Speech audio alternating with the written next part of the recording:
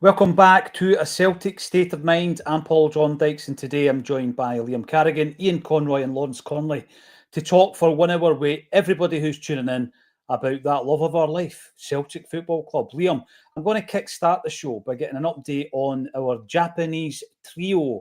Obviously, we're just coming out of international football, and there's still a few games being played, Japan being one of them. Give us a wee update on how the guys have fared or not. Well, I would give you an update if there was one to give, but they've barely played any. I mean, Dyson played the second half last week.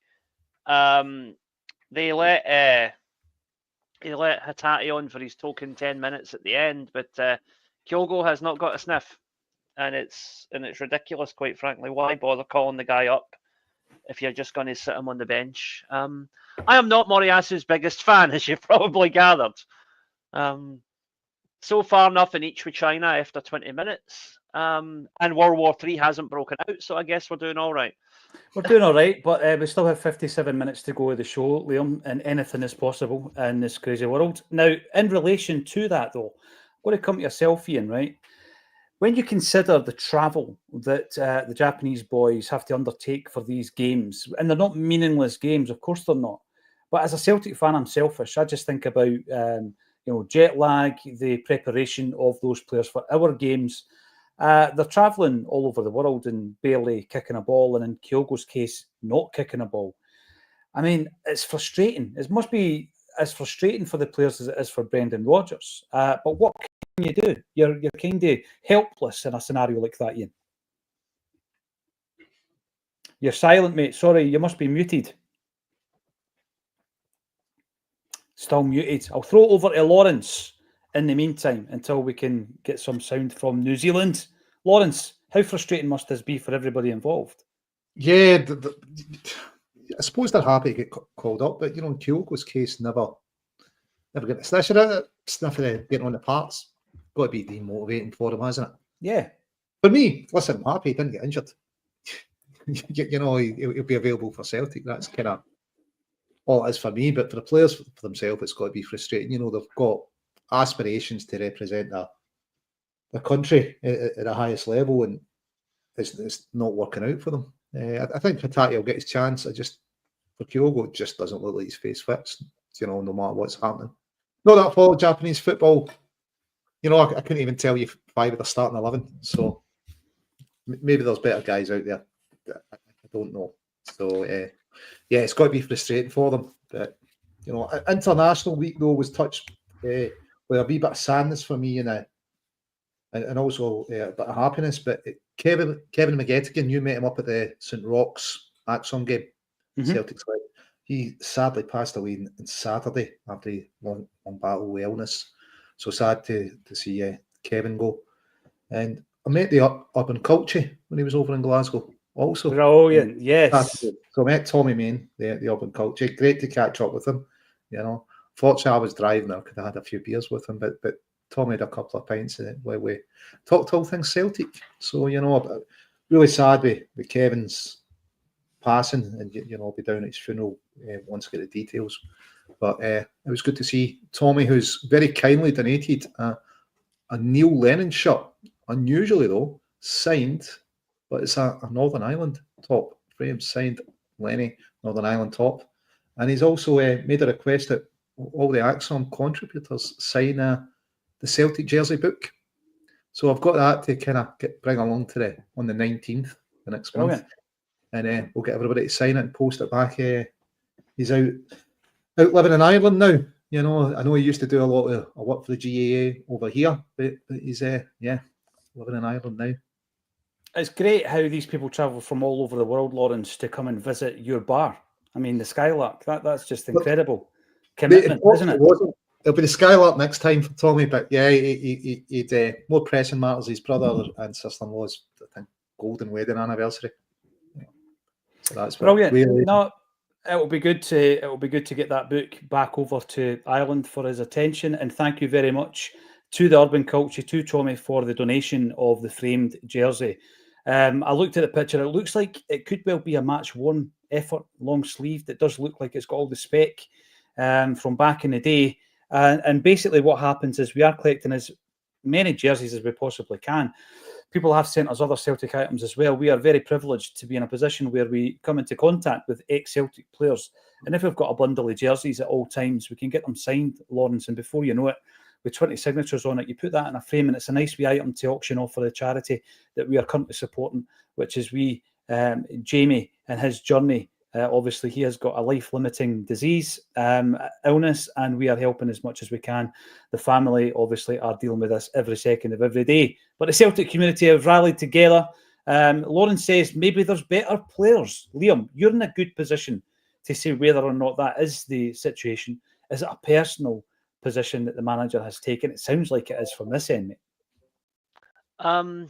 It is and it isn't. I mean, with Kyogo, it's definitely personal, because you could argue that Kyogo doesn't fit the system that Japan play, right? Which is why you see Dyson playing as a striker when he plays, as opposed to Kyogo. But in that case, why bother calling him up? If he's no part of your plans, why bother calling him up at all? It seems vindictive to do so.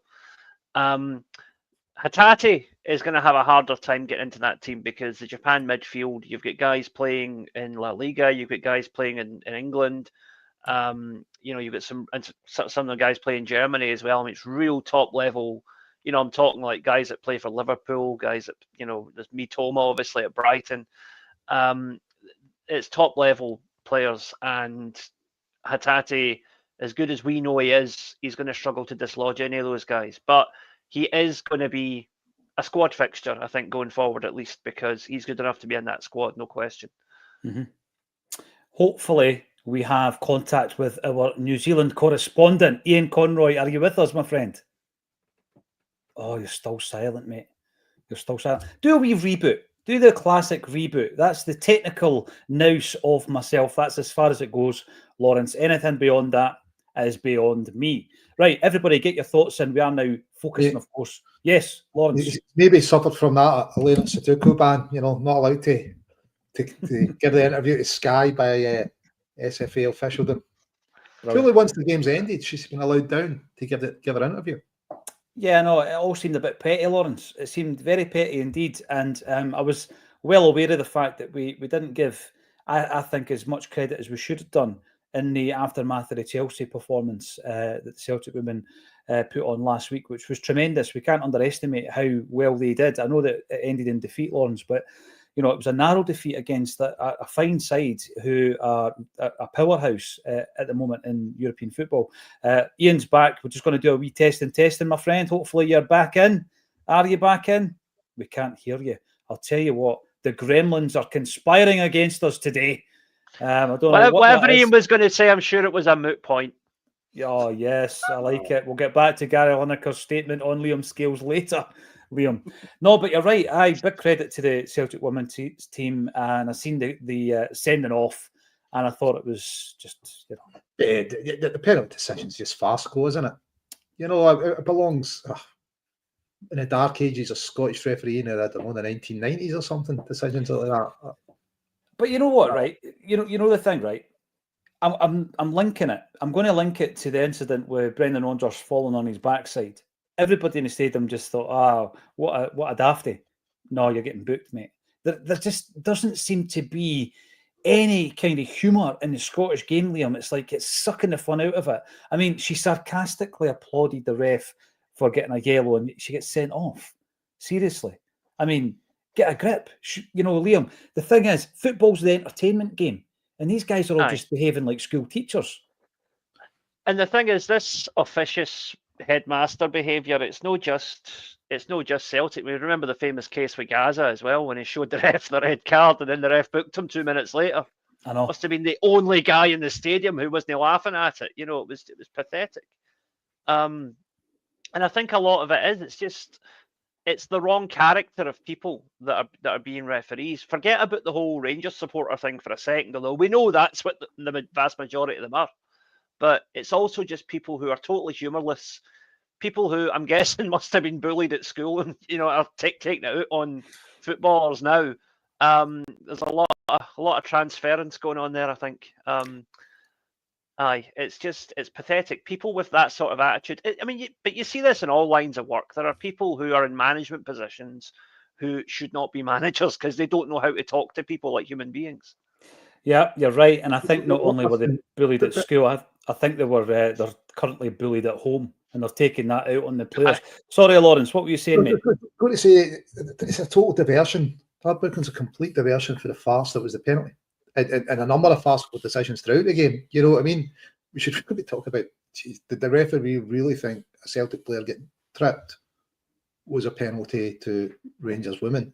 You're like, it's utterly bizarre refereeing, mate. You know, and I think, you know, I don't know how they've interpreted it as a sarcastic clap as opposed to a normal clap. Don't know what's the difference, mate. I'm not too sure how you've been able to tell that difference. How could you prove? Yeah, you're right. What was the nature of that clap? Oh, it was sarcastic. Or maybe she would say, no, you're right. You're absolutely right. Yeah, well done. Well played. So, but it's the decision that's being highlighted, plus a number throughout the game, you know, which Celtic players have called out in the media. And it's ridiculous. You know, they fully deserved a draw, if not a win from that game. They've ended up with no points due to the standard of refereeing. Yeah, I know it is. It's very frustrating. Just before I forget, as you may have guessed, I love a bit of Celtic history. I'm by no means a historian. When you meet the Celtic historians, you realise just how little you know about Celtic, and I try my best to keep up. But I got a wee message from Stephen Burrell, and this kind of thing caught my interest. I got it on social media. By the way, how many people are dropping off the X on a daily basis? They're disappearing. For a few people who have asked, we will be creating a new profile on the latest platform. I'm just trying to get my head around TikTok, guys. So bear with me, be patient, and I'll definitely get on to what's it called, Blue Sky. I'll get on there ASAP, and hopefully we can get Ian back as well. Just while I'm reading this out, I'll bring Ian back up. Stephen Birrell was talking about a family link that he had with a player who was at Celtic. So his granddad was called Jimmy Birrell, right? And the reason I'm calling this out just now is that obviously we do get a lot of people tuning in to the Celtic live stream that we put out on a daily basis, and someone might be able to join the dots here. And if they can, they could maybe help us out. And Stephen tells us that he was one of 4 players that Willie Maley signed. This is his granddad, from a team called Blair Hall. Now, I know that team very well because it's a wee mining village in Fife. My brother actually still lives there. In 1938, I love that depth of history that we're getting here, right? So Stephen has found out bits and pieces about his granddad's football career, and he's got a Glasgow Cup medal, tremendous. But he wants to find out more. He wants to find out more about his granddad. So what I'll be doing for Stephen is forwarding this query on to the guys who know a hell of a lot more than I do about Celtic, all the historians and authors out there. And anybody out there who might have a wee bit more information, then please get in touch. You can email me, as always, at pauljohndykes@gmail.com. But what I did say to Stephen, and I don't know if you remember me telling the story before, Lawrence, I happened to speak to this old fella one day in Blair Hall.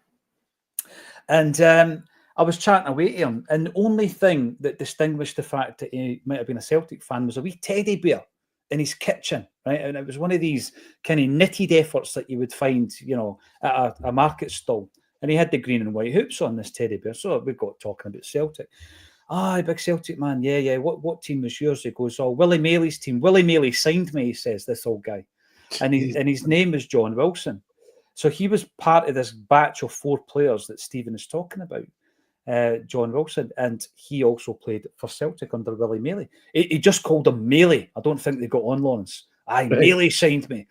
And I just had this sense, it was almost like you're in a time capsule. How many people can tell you what kind of a manager Willie Maley actually was, what kind of a personality he was? You know, and year on year, we're losing that kind of first-hand observation and engagement with a lot of our heroes, Lon. So I'll help Stephen as much as I can. It's great. I love the history of the club. Oh, definitely. You know, what claiming talk about history. See Celtic graves were out on Saturday up on Lack Call. Jimmy McStay's grave. Good to see them, you know. Another commemoration. So good to see Paul and the boys there, you know, carrying on that great work they're doing. That is great work. Ian, are you back? No, I can't hear you.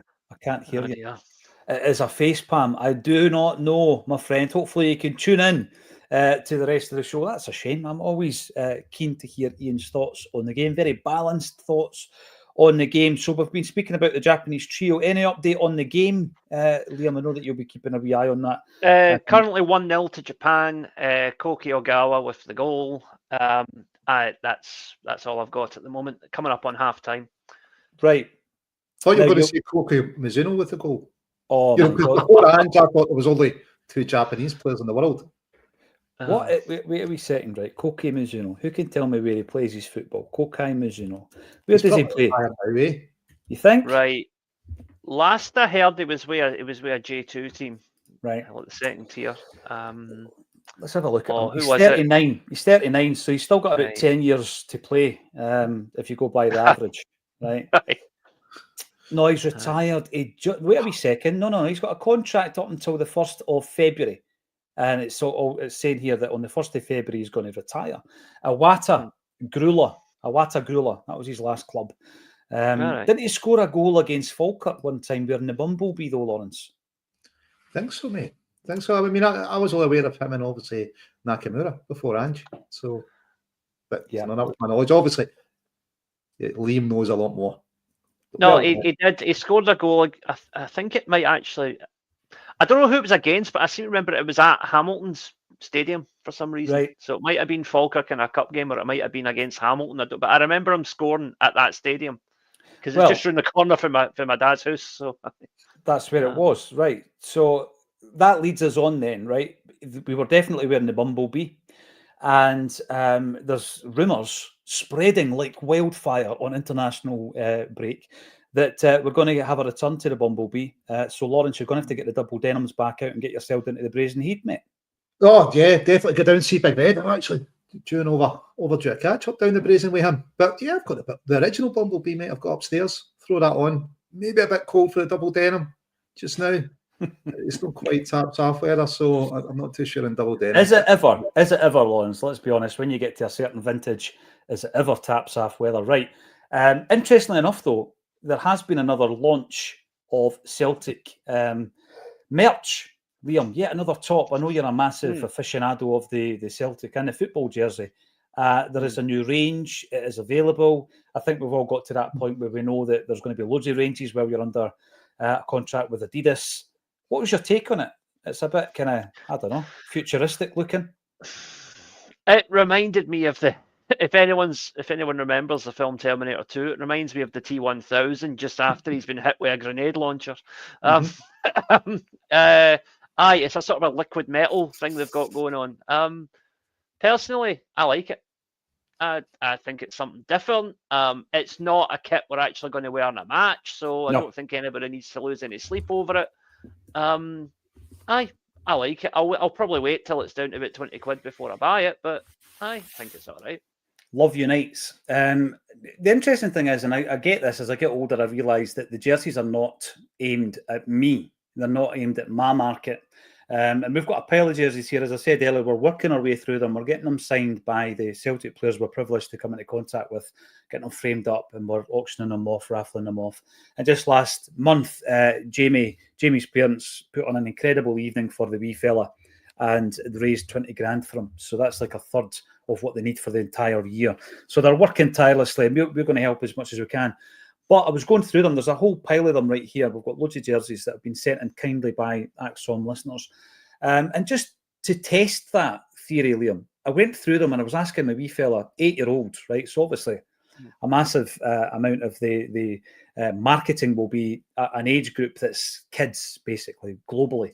And, you know, I was asking him which ones he liked, which he didn't. We put them into 2 piles and he loved the Bumblebee. But I'm talking the second one, the one that Nike did.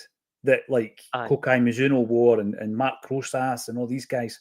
So obviously the louder the better, it would appear, Lawrence. They are definitely going for a market that isn't guys like you and me.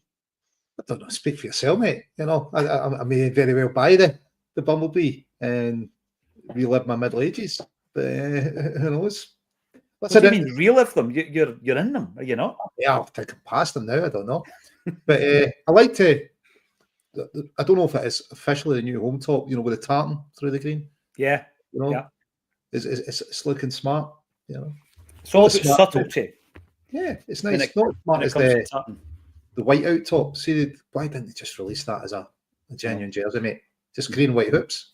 You know, the badge whited out. It's like so simple in its style, mate, but you know, effective. Classic top. Joe Hamilton, we're not going to spend the whole show, although we could, talking about football jerseys. There's plenty more to discuss. The tagline today, let us know in the comments section. On the back of the international break, obviously, Bernardo and Engels both got a couple of games for the respective side. Bernardo captaining the Portugal under-21s. He's 22, but obviously he started the tournament. He's allowed to finish it. Who used to say that? Was it Mastermind? I started, so I'll finish. So he might be 23 by the time that tournament finishes. And he scored a goal, of course, Bernardo, the other night. And he's doing really well for them. Engels, 2 more caps for Belgium, gets his first start against Italy. But the big question, of course, who starts against Hearts? Let us know in the comments who you would choose and why. We're going to start off with Joe Hamilton coming in. Bernardo should be starting every game, says Joe. And Danny Boy also says afternoon all about Saturday. It'll be a bit of a battle, tailor-made for Calmac, Bernardo and Luke McCowan, says Danny Boy. So there's going to be a lot of people discussing their wants for the midfield at the weekend. I listened on the way home from Glasgow yesterday to Kevin Graham and Brian Degnan talking about just this, Liam. The fact that we do have certain areas of the pitch where you're confident with permutations. You're confident with, the rotation at times of the midfield. We're going into a game. It's a toxic Tynecastle atmosphere at the weekend. It's 7:45 on a Saturday night.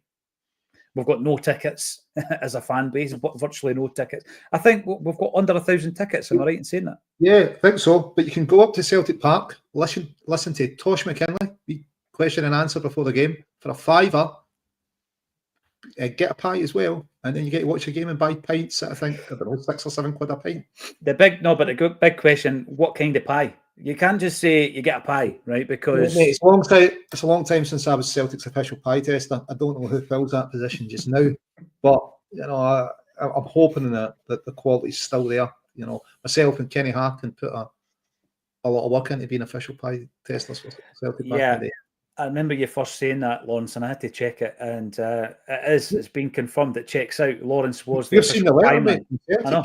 When you were in the and the jersey, yeah, and the jersey and the badge. So I've got a letter, a jersey, and a badge. Yeah, an official pie taster for Celtic Football Club. What an occupation that must be. What I meant, no, obviously you can have a macaroni pie. You can have what do you call it now? A kebab pie. You get them at Bonnie Red Amy Rose. was always on it about those, wasn't she? Yes. She still owes me a kebab pie, mate. She promised me a kebab pie and never delivered. She's too big. But the last I heard from her, she was looking for tickets for Celtic Rangers game for, no mention of kebab pies. Lawrence, you'll not get a response now. Amy's flying. She's elsewhere. She's on a different level. What I'm thinking, though, is bean and tatty pie, the underrated pie of the connoisseur. And that's what I would go for, bean and potato pie. Get into it if you haven't tried it already. The reason I'm focusing on the pie is that, interestingly enough, and nothing to do with what you just said there, Lawrence, but similarly, Acsom will be covering the Dynamo Zagreb game at Barazat Design. It's going to be live. You also get a pie. And I'm going to recommend the bean and tatty pie. You get a free pie. It's free entry. No fivers. It's free entry. And the Acsom squad will be doing the pre-match, halftime and full-time bulletins live on stage. And Jamie has sorted the Skylark out with kegs of beer before. He's a good boy, Jamie, down at Bad. So is he also going to be looking after our pie intake? I hope so, mate, because the quality of beer was good. Okay, so yeah. So there you go. Early warning for you. The Dynamo Zagreb game, you might be going to it if you're lucky. If not, you can come and join us live. We'll be doing the live stream as normal on the channel. But myself, Asim, Quinny, Tino from the Celtic Exchange, he's going to be part of that. Come along. It's free. And there's also entertainment from Davy McKendrick, who will be playing the live music. It's something new. We might be doing it more regularly. Come and check it out. Paddy Lavery comes in. Great to hear from Paddy as always. Still Baltic in the Doyne, and I'm blaming Jerry Taylor for it. Bring on the weekend. There we go. Is there not a boy for the Doyne getting a call up, mate, to the first team squad? Which one? But it's not the boy that's scoring the goals, so he's coming up as third striker. Daniel Cummings. Yes. Because I thought when you said that you were talking about our friend Turley, young Francis Turley. Is he not from Ardoyne as well? Yes, as well, mate. Must be something. Both and Paddy Lavery is a hotbed of Celtic fans. Yeah, it goes Paddy, then Francis, then Daniel, of course. Celtic followers, and you come. I'd start with Calmark, Bernardo, and McKibben on Saturday. Quite a lot of shouts, Liam, for Luke McKibben. I think it's the fact that there's a familiarity with that type of game when it comes to Luke McKibben. Engels, the discussion yesterday that I found really interesting between Brian and Kev was that he's looked really good in Europe, but he seems to be coming to grips with some of the Scottish culture. Going and playing at Rugby Park, playing against Falkirk, etc. Tell me your starting three and why for the game against Hearts. Yeah, I would definitely give McCowan a start, and I'd probably put Bernardo in there as well. And obviously McGregor. That kind of goes without saying. That'd be my three. I think Hatate, his form has been up and down a wee bit lately, although he's looked good more than bad. And yeah, I don't think it's Engels' kind of game yet. He needs another wee bit of time to settle in. But you're going to need a wee bit extra dig in the midfield, and I think McCowan gives you that. I would go with McCowan, McGregor, and Bernardo. But I would not be unhappy if Bernardo was swapped out for either Hatate or Engels, depending on how the manager wants to play it. Well, this is a big thing because I get the familiarity that McKibben has with this type of fixture. Obviously not in a Celtic jersey alone. It's going to Tynecastle. People going about it being a cauldron. I think it's toxic, personally, and there's not going to be many Celtic fans there, unfortunately. Lawrence, a lot of people struggling to get tickets for this game. Do you play it safe in some respects by bringing in McCowan, or do you throw Engels into a game like this because he's going to have to learn something? Listen, I'd be starting McCowan on merit. I think he only dropped out the team because he was cup tied. Great, he's got the experience of Scottish grounds, but I think on merit he should be in there. So I would have Engels, McCowan, and McGregor in, mate. I think McCowan over Hatate. Yeah, just now I think he's been more consistent when he's come on. I think Liam's touched on it. Hatate's been a bit up and down. Looks. I don't think I've seen him had a bad game for Celtic yet. He's got goals, he's got assists, he's got all action. And probably two of them will change anyway at some point during the game.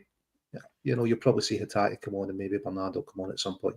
So, but for me, I'd start at McCowan, McGregor, and Engels.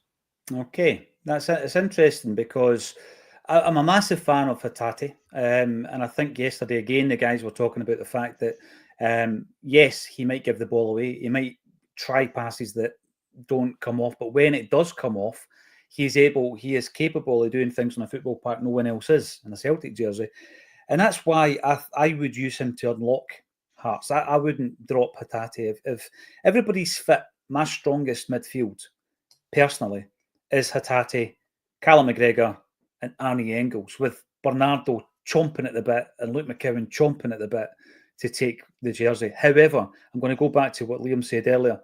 If Brendan Rodgers picks any of the two guys that I wouldn't have in my starting 11 this weekend, it doesn't worry me. The drop down's not so serious, Liam, that you think to yourself, right, okay, there's a drop down in standard here. Absolutely not. Even if the two guys, Bernardo and McCowan, both play, I would still be confident going into this game. Incidentally, Japan are now 2-0 up, and Ko Itakura, remember him? Got the second goal. But none of our players have come on yet, but something that would worry me is China have already picked up a couple of bookings, and they are, so I want a better phrase, they're the Kilmarnock of East Asia. They will start swinging the boot when they're getting beat, especially if Japan nick another couple of goals, as I think they will. That game could turn nasty, so I actually hope our boys stay on the bench second half. It's a good point. It's always my concern when we have so many players. I think at the last count we had 13 players out on international duty recently. We'll be touching on some of the performances of some of those guys. It's always great to see some of the regulars coming in. Brendan Monaghan, brilliant to see you in the chat there. Jungle Lion, of course, he wasn't first. He might have been the first commenter. He wasn't the first up, though. Pick your best team for Saturday and then midweek. Absolutely. The big question for me is, in that midfield, because you've got a lot of quality, who are your best options? And then and we'll talk about this as well. Who's your best option at centre-back? Let's have a wee chat about our Liam Scales. I'm going to start with you, Lawrence, because Scalesy has come through a lot of flack. I think he saved his Celtic career under Brendan Rodgers because it looked as though he was on his way out. We've spoken about this. He was on his way out to a now resurgent Aberdeen. And he was playing really well against England. And then he got these marching orders, didn't he? And it was very unfortunate. He's not a dirty player. I was having a look at this earlier on. He's played 275 games of club football, senior club football. He's only ever been sent off 3 times. So for a centre-half who's flying into tackles number of times every single game, to get a red card, and by the way, never a straight red card, always a double booking, which it was the other night as well. He's not a dirty player. Just one of these things. He was doing well up to that point, I think, Lawrence. Yeah, definitely. Love that tackle on Harry Kane. Brilliant. You know, that's what it's all about, isn't it? It's a meme. You know, it's going to be shown forever. Stop the game then. Aye. You know. Yeah, give him man of the match. On you go. Absolutely. Yeah. So, unlucky to go off, but yeah. Liam's, I think he just shows what kind of attitude, hard work, determination can do. Because he was in his way out, and the amount of flag he's taken week in, week out from Celtic fans from elsewhere. He's not good enough. He needs replaced. He's there through sheer grit and determination. Yeah, he's got his deficiencies, and you know, for me, it looks like he's going to lose his place to Trusty now. But geez, what a 2 years he's had. But absolute application. And you know what? He's been written off almost week in, week out for those 2 years. So who knows? He may surprise us and get that jersey back. But unlucky to use 2 yellows, you know, I thought. But I'm not too worried. You know, I'm not too worried about international football. As long as I come back fit to Celtic Park and ready for the next game, I'm happy. Well, I'm going to come back to that point, Lawrence, because I say that quite often, but I want to talk about the Nicholas Kuhn scenario just now and the fact that the German manager obviously has been talking him up. But we'll stick to Liam Scales for the moment, Liam, your namesake, because I agree with Lawrence, but I don't actually view either. I think, like the midfield, when fit, Cameron Carter-Vickers is on the team sheet. He's like Callum McGregor, right? So Cameron Carter-Vickers is that man who's always on the team sheet. But I'm now of the view that going into games, there are aspects of Trusty's game that I prefer. But again, either or, and going into every domestic game, I'm quite happy with that. Champions League, he's had man of the match awards in the Champions League. We've seen Trusty and Scales playing tremendously well against Atalanta away from home. So Scales is now in that position for me where it's 1 or 2 plus Cameron Carter-Vickers. Aye, I totally agree with that. I think very much like I said with Hatate and Engels, it's like it wouldn't bother me particularly who started of the two of them because anybody alongside Carter-Vickers is going to be fine.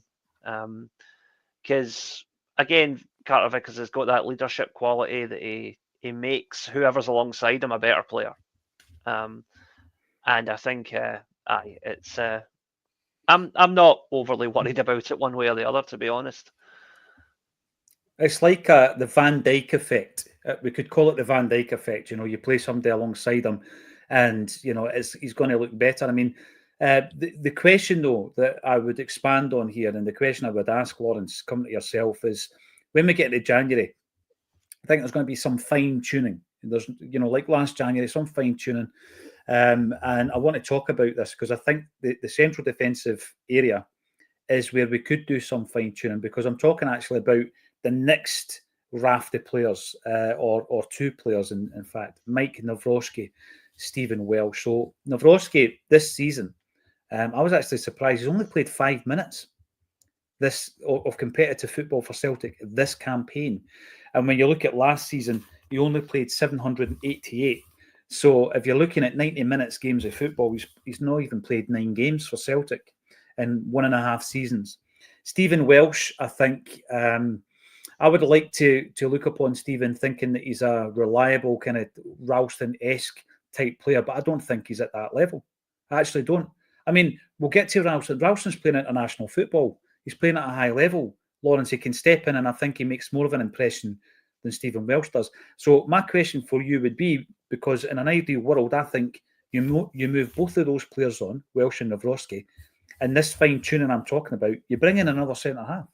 So you move on 2, you bring in 1. What's your take on it? Do you think they're strong enough as squad players, these 2 guys? I think we've not seen enough of Rocky, let's be honest, to make any judgment. Can the boy stay fit? Because, if he can't stay available for, or if he's unavailable for large parts of the season, he's not worth having in your squad. First rule is you've got to be available to play. Yep. Welsh, he's got his favourites club trained. He's just not getting enough football to develop as a player and develop his career. We've had a few offers from him in the past. If a few, from Italy, it's maybe if another one came in, I don't think we should be too hard to deal with and move him on and bring in another backup. But I was kind of hoping we'd get some support on the wings. We've got to look to next season, preparing for hopefully next season's Champions League.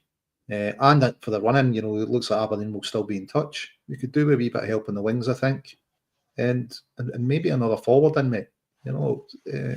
So I don't know if it'd be prioritising at the back straight away. If we're going to spend money to have an impact on the team for the running, I think the impact for the team in the running would be striker and maybe another winner. I don't disagree with that. I think you're in a similar situation with regards to the fact, Liam, that central defensively, I've got 3 players that I trust. And then I've got Welsh and Nawrocki, who, as I say, I would get some business done. And I would rather one player who is actually going to be pushing for a jersey than Nawrocki and Welsh, who's quite simply are not. And I think it's similar on the wings. I think we've got 3 wingers that we can trust. And then you've got Yang and Palmer. And we'll talk about them as well. But what's your take on the central defensive situation? Are you happy running with the 3 guys that you can trust, or would you rather the other 2 get traded out and bring somebody else in? I'd be more comfortable to have a core of 4 that you could put in any 2 when you have to. Welsh is not going to make it at Celtic. I think that's just an inevitability now. And Nawrocki has not shown enough to show that he could make it. I'm surprised actually that Lagerbielke went and Nawrocki stayed, because I actually saw more potential in Lagerbielke than I did in Nawrocki, to be honest, from the limited amount I'd seen of both of them. But no, Stephen Welsh has got to be there for the Scottish quota thing. I don't know, but it's not good for him, for his career, because he's a decent player and he could go probably to a upper English Championship or maybe even a lower English Premier League team and do quite well. But he's no Champions League level for Celtic, and that's what we need now. You touched on potential, Liam. What about Dane Murray? If Dane Murray would take Welsh's place in that squad, would we be any worse off just now? Arguably, might be better off. We wouldn't be any worse off. So maybe it's maybe looking at just moving Stephen on and promoting Dane. That would make sense. Yeah, it would. And again, so unlucky, wasn't he, with injury, Dane Murray, coming in, getting his debut in the Champions League qualifier under Ange against Midtjylland, starting the second leg over there. And then horrible injuries. He's out at Queen's Park at the moment on loan, playing really well for Queen's Park, getting that first-team experience that he needs, Lawrence. So maybe that is something that, we keep talking about youth development. We keep talking about promoting from within. And it's nothing in relation to Stephen Welsh, whereby we're having a dig at him because he's not a fashionable player. I just think to myself, when the chips are down and you need to bring on a defender, or if you're going into one of these big Champions League games, and you need to bring on or select a centre half because there's injuries to your first choices, do you trust Welsh of Nawrocki? And my answer at the moment is no. There was one moment last season, I think Nawrocki came in against Rangers. He came on off the bench for Welsh, in actual fact, and he played really well, I felt, in that game. Other than that, I've seen nothing to justify the transfer fee. And the very fact, like you were saying there, Lawrence, if he's played 5 minutes of football this season, it's either that the gaffer doesn't fancy him or he's not fit enough. So, either way, you move him on, you bring someone else in who can push for that jersey. You need to have that situation that we've got in the midfield just now. You need to have that all over the park, if possible. And you mentioned the wings. We need to talk about Nicholas Kuhn. I mean, dearie me. The guy obviously is flying. He's now being spoken about by the German national manager, who says that they're keeping an eye on him. I had a wee look at him the day. I keep going on about his incredible record of a goal or assist every 53 and a half minutes in a Celtic jersey this season. And I thought to myself, let's have a wee look at Jota's stats. Jota was here for 2 seasons. So this season, Kuhn has had 17 appearances, 10 goals and 11 assists. That's sensational. Jota, in 2021-22, he created or scored a goal every 114 minutes. Bearing in mind that was over 40 games. And then in season 2022-23, he slightly improved that, and he created or scored a goal every 108 minutes, and that was over 43 appearances. And I know that we're quite early in the season, but to have a record, Lawrence, of every 53 and a half minutes is unbelievable. I don't know if you can maintain that over a season. If you can, you're going to have a sensational season, and you will get an international call-up. But it is interesting when you start comparing it to Jota, because Jota was our hero. Yeah, no, without a doubt, mate.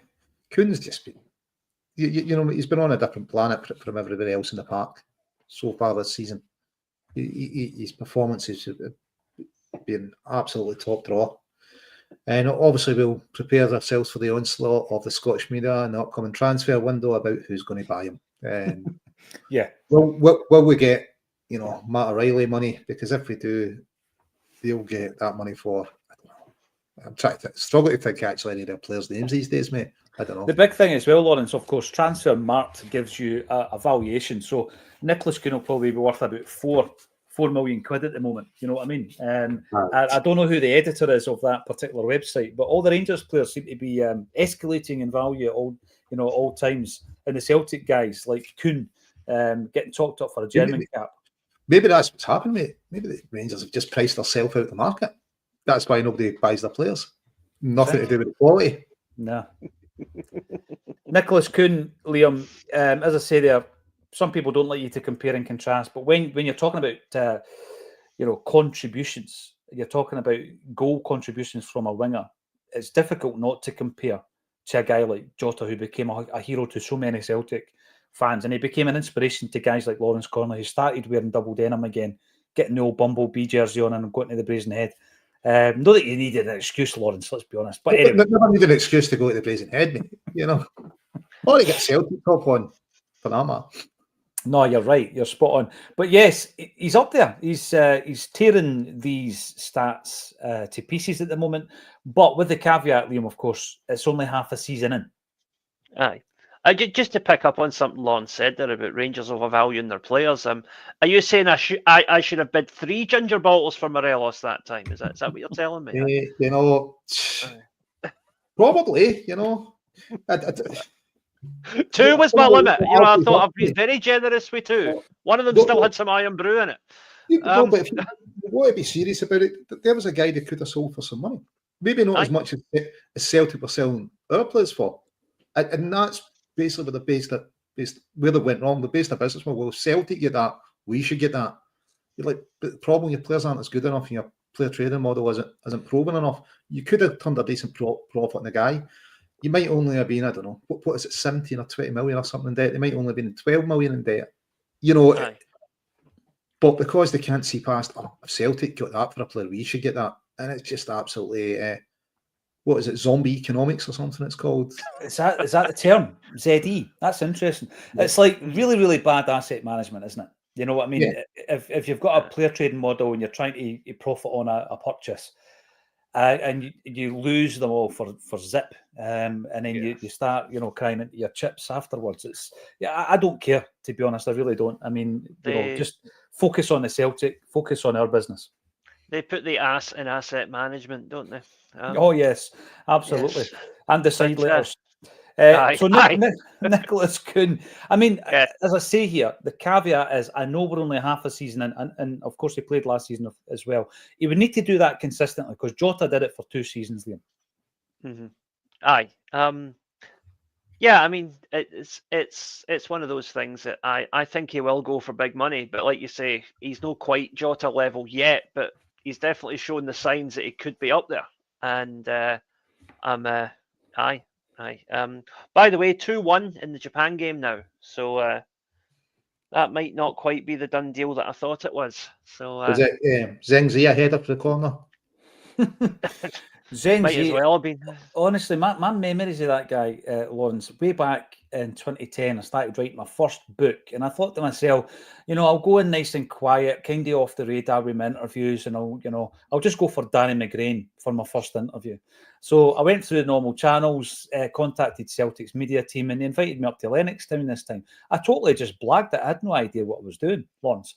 So up I went, couldn't find the place. Don't know if anybody's been up to Lennoxtown. I've been there. Yeah. Did you find it first time? I couldn't. I actually had to go and chap somebody's door, and he knew why I was chapping, because I certainly wasn't the first guy to do it. Go up that wee rickety road, find the place, buzzer in, all the rest of it, sitting like an imposter in the car park, thinking, well, what am I doing here? The guys are actually training. They're training, bizarrely enough, because they're playing Hearts at the weekend. So I go into the reception, speak to the gentleman at the reception. He's like, right, I'll get Danny. Just you take a wee seat over there. And I'm thinking, Danny, this is Daniel Fergus McGrain. I'm going to meet the man. Unbelievable. So I'm sitting in the reception, a big windowed area, like, floor to ceiling, and I'm watching Celtic training, right? And Zheng Zi was there. In fact, did he not score against Hearts that weekend? His one and only goal for Celtic at Tynecastle. Sure he did. Right, Was it not like an overhead kick or something? It was a spectacular effort, aye. It was a brilliant goal. So I'm just watching it, and what happened was Robbie Keane was there. He was training. It was in that. It must have been in the realms of Neil Lennon getting the job for the last 9 games. It must have been within that run. Must have been. So Zheng Zi was training, and Robbie Keane was training. Arthur Boric was playing outfield, not in goals. Nah, I think he had a broken finger. He's playing outfield. And I'm just sitting there thinking, this is absolutely surreal, really surreal. And at that, a wee heat pops over the balcony, and it's Danny McGrain. He appears like a god with a big white beard. And I'm just looking at him. And he just says, John Paul, sorry, forgot about you. Give me 5 minutes and you can come up. Went up, sat with him for about an hour, talking Celtic. Unbelievable experience. But that was my memory of Zheng Zi. You're smiling, Lawrence, because you've spent a lot of time with Danny, and you know how great it is. The guy's an absolute living legend, isn't he?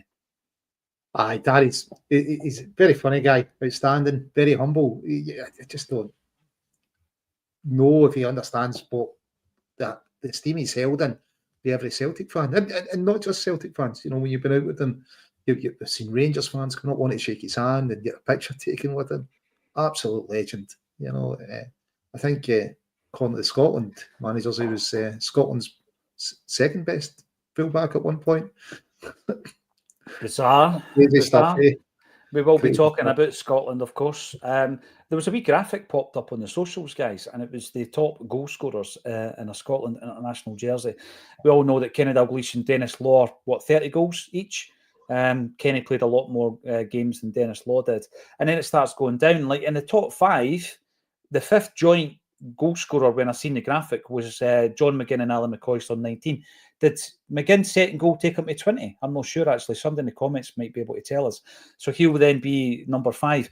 But there was a player in there, Liam, called Hughie Gallagher, who scored 24 goals for Scotland. And I know the story of Hughie. He was a goal-scoring machine. Whose kind of downfall was really sad and tragic. But I had a wee look at it. He only played 20 games for Scotland. He scored 24 goals. Unbelievable. But let's talk a wee bit about Scotland then, because obviously, in the past we've had, half a dozen players involved in the squad. Not quite the same now, but we did have Greg Taylor, we did have Tony Ralston. Ralston gets his game time. Again, he's always getting criticised. I thought he did pretty well. And when we look at the fullbacks, Liam, at Celtic at the moment, what's your thoughts on that? I think I've got more concerns about what's happening on the left-hand side, because we don't really know what's happening with Bailly. There's been these rumours about Barcelona maybe recalling him. I don't know if it's just that blog gossip. Who knows? We've obviously got Bernabe tearing it up in Brazil, and the rumour around Tierney that just won't go away. And what I'm going to say is, tune in on Friday night for This Is Acsom, because we actually do talk to a pal of Kieran Tierney's, and we asked him the question, So you might find out more on Friday night. What's your take on the fullbacks? Are you quite happy going into the second half of the season with what we've got? Aye.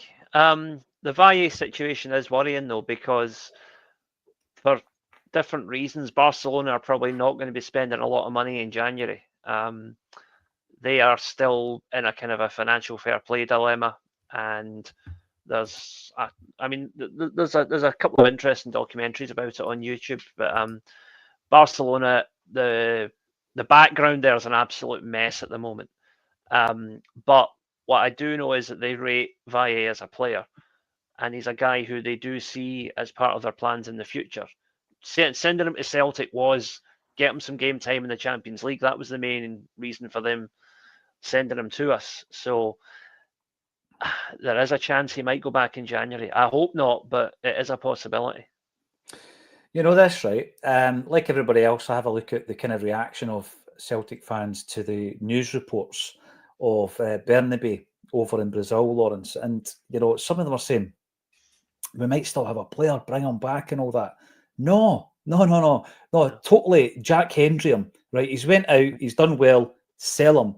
Strike while the iron's hot, Lawrence. That's what I say. Am I being too ruthless? It depends what Brendan looks at it, you know. Though he's been out on loan, he definitely looks to have improved his performances when he's been there. Greg's not signed a new contract. Why? You know, if we lose him, any fullback we're going to sign is going to be a gamble. You know, if Brendan sees something in Bernabé in his performances he's putting in, hopefully we've got a Celtic South American scout watching those performances. Not the guy that watched Raphael. Hopefully he's been sacked since then. But listen, his performances. Put it this way: if he'd never been there and he was performing like that in Brazil, and we were linked with him, you'd be a bit excited. Is that not the kind of footage we were seeing when he was playing in Argentina, though, before we signed him? He's kind of...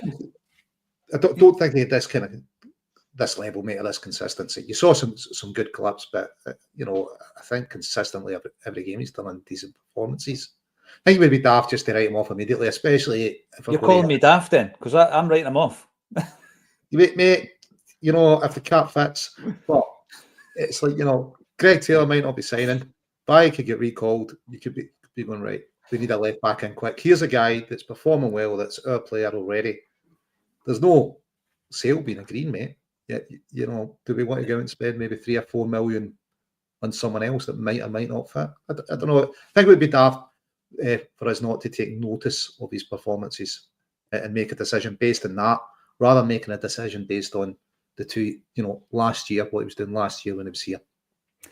Here's my take then, because I'm in the daft camp on this one, guys, right? And because I do think it's a dilemma of sorts when you've got Taylor not signing a new contract yet, you've got Baye potentially being recalled, you've got Bernabé playing out his skin, but I think you look at him and say, well, he's never done that in Scotland, Liam. He's never done it in this climate. He's never done it, you know, with the pace and the culture of the Scottish game. And in actual fact, he's looked poor for most of the time in a Celtic jersey. So I look at him and I think maybe, you know, he's suited to that style of football. Maybe he's suited to play in South America. You know, that's the way I'm looking at it. Liam, what's your kind of view on Bernabé? Are you thinking like Lawrence that, you know what, this is what loans are all about, bring on back? Because of the nature of our left-back situation, I can understand why you would think that. I think Quinny said that a couple of weeks ago as well. Or are you in my camp and you just think, you know what, this has worked out better than we thought, let's get our money back and move on? Yeah, I tend to side with you on this one. I think it's definitely best to sell him while he is a sellable asset. South American players notoriously, you know, are hit and miss. For every Vinicius Junior, there's about 4 or 5 that don't cut it at all in Europe when they come here. And I think, but a lot of them do go back to Brazil and Argentina and have very successful careers there. Yeah. So I think Bernabé might be one of those. Good player, but probably just a guy who should probably stay in South America. And he'll be happier there. I know, you know, he'll be closer to his family. He'll be more, maybe it's easier to settle in. I mean, I know that Argentina and Brazil speak different languages, but obviously they're culturally not that different. You know, I wouldn't say that's average Argentinian or Brazilian, right enough, but you know that it's an easier climate for him, both in terms of culture and in terms of weather, than it would be in Scotland. And I think there's been talk of like 5, 6, 7 million maybe. If we can get that, take it. And that would get you a good development level left back from one of the emerging European leagues, which is where we should be shopping. And I know this spans many, many years, Lawrence, right? But, you know, I don't think, by the way, did I get the South and North right this week, Liam? Because I got the Korea wrong last week. Did I get the North and South America right this week? Can't remember. Yes, you did it. I think you did. Brilliant. I think I've just upset a lot of people in Brazil and Argentina, but you're all right. That's fine. I go for it. Go for it. Sweeping generalisation. But, you know, when you think about Raphael, you know, we laugh about it, Lawrence. What an incredible waste of money he was. We've tried, you know, bringing Janino to the football club. Didn't work out. Guy was a fantastic footballer for Middlesbrough. And then, you know, you look at Bernabe also coming to Celtic and it not working out. Have we had a scenario where also, what was his name? The midfielder that we signed, Efrain Jares, came in from from Mexico. Bernardo Engels, he played all right in the friendly against Bayern, though, didn't he? I don't think that's going to convince me that we should be bringing in more South Americans. Though. Let's say, mate, if you're selling them and you're losing value, Taylor hasn't signed a contract, you need to have somebody lined up to come in. This is a dilemma, absolutely. You know what I'm saying is, I wouldn't be judging him on last season. I'd be judging him on his more recent performance and saying, look, we need somebody to get us to the end of the season. Could it be this boy? You know, he's saleable just now. If we bring him back for 3 months, will his value drop? You know, if he's at 7 million just now, would it drop? Don't know, mate. If he comes in and does well, we'll make it up. Who knows? See, the other thing, how do we scout our own players when they're out on loan? You know, if somebody's like, it's not going to be easy. It's all video, I'm guessing, if you're based in Brazil. But maybe Brazil. I'm sure Tosh and T would love the call to go out there rather than going to St Johnstone or Queen's Park. I did Tosh get sick of the call. Tosh, you're going to Brazil this month. You've got 6 games to watch. You're watching Bernabe. Well, you know, it's a difficult one when your players are you know, playing all over the globe, and he certainly is. What's your take on it? Me and Lawrence disagree. Liam is kind of veering on my side of the argument. Do you give Bernabe another throw of the dice, or do you take the money and run? Let us know in the comments section. It's a good debate to be having. We're going to have a wee chat about Tynecastle at the weekend before we wrap up, but some comments first. Rob, Lily, great to see you there. Number 8, Kyogo. I see number 8 on a Celtic top or shorts, and I think Paul McStay. What a Scottish turnaround. Clark back in. Yeah, done okay. That's something they've got a relegation playoff spot. A couple of good performances and wins for the Scottish national team. Jay Conley, Jay Larkin, haven't forgotten about your Acsom goodie bag, if you would call it that, or maybe a box, who knows, of merch for winning the prize last week, coming up with some incredible Celtic trivia. Bernardo Engels to come on for the second half, when there will be a bit more space opening up, hopefully. Hatate starting in an attempt to force Hearts' defence backwards and for him to thread balls through to Kyogo, which he does so well, but no for the international team, unfortunately. We've got Ian McGinley, usually at work at this time of day. Great to have you on the live show, Ian. And Henrik McLarson goes as far to say a distinguished panel. I think it's an age thing. Don't accuse me of that. Come on. Liam, tell me your thoughts about the weekend. We know where Hearts are. They're not in a great season. Second bottom of the league. We're going to Tynecastle. Not a great amount of fans, travelling fans, have been allocated tickets, unfortunately. There's some of our newer players who are playing well who haven't really experienced that type of atmosphere. What do you think of the late kickoff time? Because I don't think it suits football fans personally. What do you think? And how do you see the game going? Well, 3 o'clock in the morning definitely doesn't suit me, I'll tell you that much. But it's to me, it's kind of a sort of a crystallization of everything that is wrong with Scottish football and how it's marketed. The SFA or the SPFL, whoever it is, right, should never have agreed to that kickoff time. Trying to get in and out of Edinburgh on a Saturday night is not going to be good for the very few fans that are there. It's ridiculous that the allocation is so low. I presume, I mean, I haven't checked the schedules. I presume it's been moved to that time because of television. And that, again, is something that needs to be dealt with. I am sick and tired of television dictating the kickoff times. I'm sorry, but they don't pay us enough money to be that demanding. They just don't. Yep. It's ridiculous. And really, what we should have is an agreed. It should be agreed at the start of the season. They should say, look, okay, cup games we don't know, but league games, at least until the top 6, we know who's going to be playing who. These are the kickoff times. If you need to book hotels, if you need to book ferries, whatever, get it done, and you can get it done at a reasonable price, because you better believe any Celtic fans that are going to that game, Edinburgh on a Saturday night, hotel prices are going to be through the roof if they have to stay there, depending on where they're coming from. Again, it's just fans in Japan, fans are the first people to get consulted whenever a game is staged. In Scotland, they're always the last to get consulted. Afterthought, absolutely. They're not even consulted, they're told, this is where you are, go. And by the way, 50 quid a ticket, Deal with it. Just, aye. It's the tail wagging the dog. That's what it is, Liam. Not something that I agree with at all. Lawrence, how do you see the game going yourself this weekend? I think we're the only team Hearts kind of turn up for.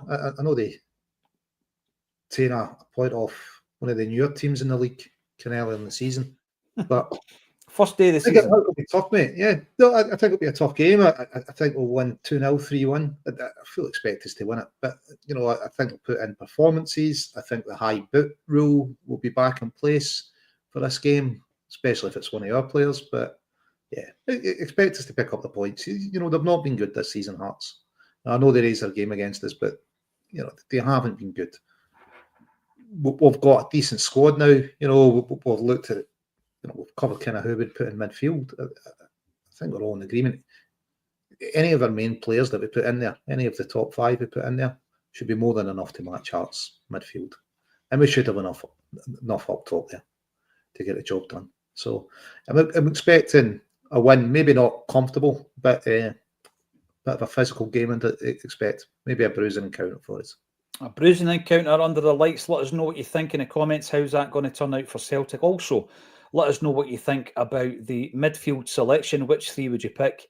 And the point that Lawrence and I disagree on is Bernabe. I say move him on. Lawrence would like to see him back at Celtic. Try him out, see if he can resurrect his career at the football club. One final thing is, I know this was talked about yesterday, but I feel that I'm going to have to say it myself as well. Really shocked to hear of the passing of Jim Crockwell. I was informed over the weekend that he had passed away, unfortunately, and unexpectedly as well. He was a guy who became a friend of Acsom's over the last couple of years, helped us out massively at events, and in particular when it came to charitable endeavours. He was a very kind, generous, and very disciplined man in terms of always first there, suited and booted, ready to go and make some money for charity. So thoughts and prayers with everybody who knew Jim, all his loved ones. Absolutely devastated at that news. Thanks every single one of you for getting involved today. 1,100 strong on a Tuesday afternoon. Unfortunately, Ian couldn't join us, but hopefully he'll be back next week for another appearance. And remember, we're going to be doing this live on the night of the Dynamo Zagreb game. We're going to be at Barazat Design, and you get a free pie. Just decide which flavour you would like. I even seen one that was a Buckfast pie at the weekend. Blair McNally was munching on a Bucky pie. Don't know how that works. But yeah, been in Trotty all day long. Thanks every single one of you. If you want to come to one of our live events, John Collins has gone really well. 25 tickets left. We're going to have John sign a couple of Adidas Predator 1994 boots, and you could win one of them just by buying a ticket. And also the Centenary Boys, Roy Aiken, Peter Grant, Pat Bonner, up at Barazat Design. It's the Acsom Christmas night out as well. So you can have a Guinness with the bold Lawrence Conley. Is there any truth in the rumour that the Collins, when the Predator boots are coming on, we're going to put you hitting a free kick into the top corner when you were wearing Predators? I've got the footage. The footage exists, Lawrence. We're on the big screen, mate. I don't like to bang on about it, but I do have the footage. If you want to see it, MD in the Why group not? chat can testify to that. I've only seen it maybe 1,000 times the past few months, but The goalkeeper was questionable. Right, it did happen though. I did score a goal once wearing a pair of how Adidas. far out? Gets further every time I tell the story. I'm going to say 35 yards. Johnny Collins, first guy ever to score with those boots on. Come and have a chat with him. He's nothing like his persona on TV. He's a very funny guy. Tells a good story. There's a guy, wanted to sign for 10 years when Billy McNeil signed him, and he had to be talked out of signing for Celtic for 10 years. But was it offered 3 times the money to go to the dark side? No wonder they would bust me. Contracts like that, But yeah, to knock that kind of money back, and I think it was Billy that talked him out of signing a 10-year contract, wasn't it? Yeah, he did. Maybe just wanted to be at Celtic for life. Just signed for 10 years. An old-fashioned Jim McLean contract. This is the thing. Billy McNeil always thought about the player. It was Billy McNeil that advised Murdo McLeod to sign for Borussia Dortmund. He came in, of course, after Davy Hay had left, and he gave him the advice to go and try a new challenge. He thought it would be good for his family. So that was the advice Billy gave. Sorry, Liam, you were going to come in there. News just came in here, guys, just while we were talking there, speaking of the dark side. Rangers have announced Nils Koppen as their technical director. Is that no Dutch for nae trophies? It sounds like it, mate. Probably. At least Billy's advice of going to Germany worked out better than Strachan's to McGee's. Yeah. By the way, I'll never tire of hearing that story. Poor Mark McGee. And when Gordon Strachan tells the story, he does the whole underbite and everything when he's doing an impression of McGee. Poor guy. Thanks every single one of you for getting involved. Always an absolute pleasure with Liam and Lawrence. Join us again tomorrow at 12:30 for a Celtic State of Mind.